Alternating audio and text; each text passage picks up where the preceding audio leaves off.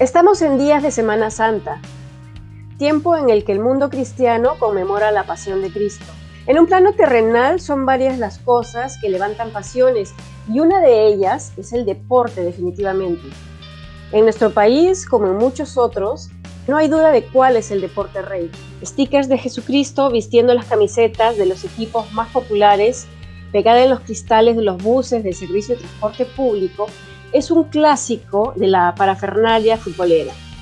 Jesucristo estampado en las banderolas de las hinchadas que extienden a lo largo y ancho de las graderías, Jesucristo en los polos, Jesucristo en los rezos cuando el marcador es contrario, Jesucristo y su Padre en los cánticos de los fanáticos, y Jesucristo en persona cuando a algún fanático se le ocurre vestir a la usanza antigua y presentarse en la tribuna de algún estadio. Pero, ¿jugó Jesús al fútbol? Pues tal y como lo conocemos ahora ese deporte, claro que no. Aunque desde tiempos muy antiguos y en diversas partes del mundo se han jugado juegos que implican un balón y su manejo con los pies. Sea como fuere, el fútbol o sus más remotos parientes no reinó siempre. ¿Qué deportes se practicaban en la época de Jesús? ¿Qué deportes alborotaban a la gente? ¿Qué deportes tenían las mayores hinchadas? Veamos. En la época de Jesús, Palestina era una provincia romana y los israelitas tenían la libertad para practicar su religión y vivir de acuerdo con sus costumbres siempre que cumplieran con las leyes del imperio y pagaran sus impuestos. Por otro lado, existía la civilización griega, cuya cultura tenía un prestigio muy grande también en la sociedad judía. Estas dos culturas, la romana y la griega, influencian grandemente a la sociedad judía de aquella época. Tanto para los romanos como para los griegos, el deporte era de suma importancia, pero mientras los griegos practicaban el deporte como una actividad para la formación y educación, los romanos lo tomaban como un espectáculo, lo asumían como una forma creativa o recreativa. Y mientras que en Grecia eran hombres y mujeres libres quienes practicaban deporte, en Roma lo practicaban mercenarios, militares, luchadores profesionales, esclavos y condenados. En la antigüedad y a lo largo y ancho del mundo griego se celebraron innumerables competiciones deportivas, pero hubo 4 que destacaron por su importancia sobre las demás. Los Juegos Olímpicos, que se desarrollaron en el santuario de Olimpia y en honor al dios Zeus, los Juegos Píticos, que tenían como escenario el santuario de Delfos y eran consagrados a Apolo, los Juegos Ístmicos, celebrados en el Istmo de Corinto y en honor de Poseidón, y los Juegos Nemeos, desarrollados en Nemea y en honor también a Zeus. En la época de Jesús, los Juegos Olímpicos habían perdido su esplendor, pero todavía se celebraban de forma regular y algunos de los principales deportes que se jugaron durante ese periodo fueron el atletismo, el pancracio, el salto, el lanzamiento de disco y el lanzamiento de jabalina. El pancracio o pancratión era una mezcla entre lucha y boxeo y la competición continuaba hasta que alguno de los participantes reconociera la derrota. Fue el primer arte de lucha codificado técnicamente. No fue del todo griego, pues tuvo aportes romanos y se empezó a practicar en el año 776 a.C. En los juegos se realizaban sorteos para definir a los participantes de cada combate y había un árbitro, por decirlo así. El pancracio estaba formado por técnicas de agarre y llaves y el luchador que caía al suelo era el luchador que perdía. El pentatlón era una prueba que consistía en 5 ejercicios. Incluía salto, carrera, lucha libre, lanzamiento de disco y lanzamiento de jabalina, que en los tiempos de los antiguos griegos eran realizados por los participantes todos en un mismo día. El que ganara al menos 3 pruebas de las 5 era considerado el ganador. La carrera de caballos. Esta prueba consistía en correr montado en el caballo una distancia de 4 estadios. Solo los más ricos podían tomar parte de esta prueba, ya que cada participante era dueño de su propio caballo y claro, no todo el mundo podía tener uno. Las carreras de caballos montados por jinetes se celebraban ocasionalmente, pero las carreras de carros o cuadrigas, es decir, unos carros jalados por caballos, eran mucho más frecuentes, ya que era uno de los deportes más populares tanto en Grecia como en Roma.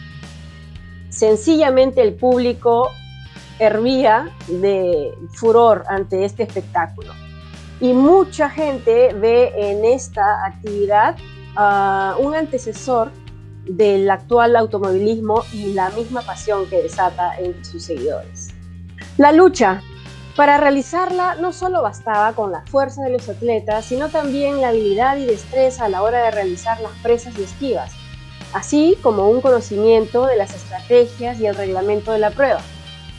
Este deporte se conoce hoy en día como lucha libre o grecorromana, y su práctica fue una de las causas por las cuales se crearon los llamados gimnasios, que en aquella época, en sus orígenes, estaba compuesto de varios ambientes. Tenía, por ejemplo, centros de entrenamiento para pelota, piscina, sala de conferencias. Se enseñaba a correr, a saltar, a lanzar disco, jabalina, levantar pesas, pero sobre todo se enseñaba todo tipo de lucha. El boxeo.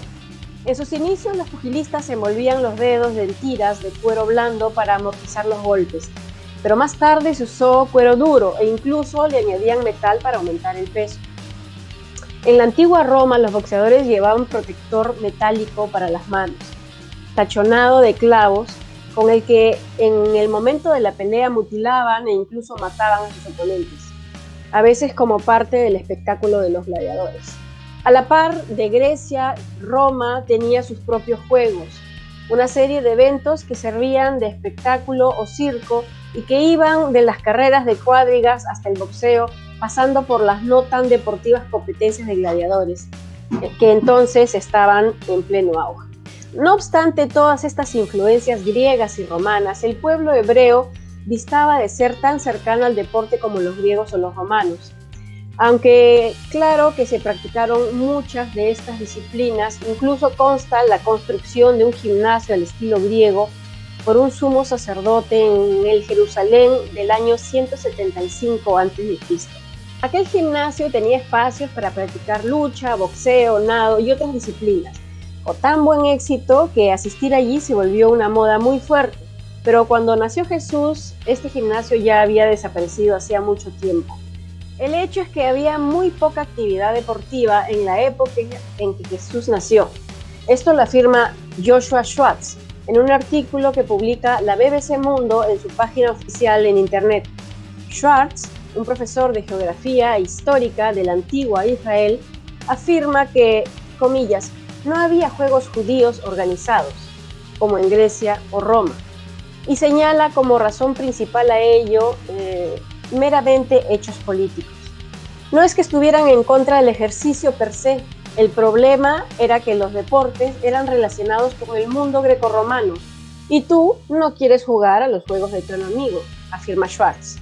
Los niños judíos en el tiempo de Jesús jugaban básicamente a imitar a sus padres, a los soldados, incluso a las carreras de carretas, que solo podría considerarse deporte en un sentido muy amplio de la palabra. Lo que más practicaban los niños y jóvenes de la época eran juegos informales de pelota, hechas de tela y cosidas, afirma Schwartz, diferentes variaciones de este juego con la pelota, lanzarla a la pared, atraparla, volverla a lanzar, hacer que ruede por el piso. Entonces, tal vez aquellos hinchas del fútbol que pintan a Jesús casi como otro integrante de sus equipos no estén tan lejos de lo que pudo haber vivido Jesús de niño o de adolescente, pues si bien es cierto, en la Biblia nunca se dice que practicó algún deporte, ya que más bien estaba entregado a avanzar en sabiduría, leyendo libros sagrados, tal vez aprendiendo a memorizar el Torá, etc. Tal vez decimos, un día cualquiera, caminando por las calles de Jerusalén, se cruzaría con un grupo de niños que jugaban la pelota, lo importunó con aquel balón y quién sabe si Jesús no la sacó de su camino de una buena patada.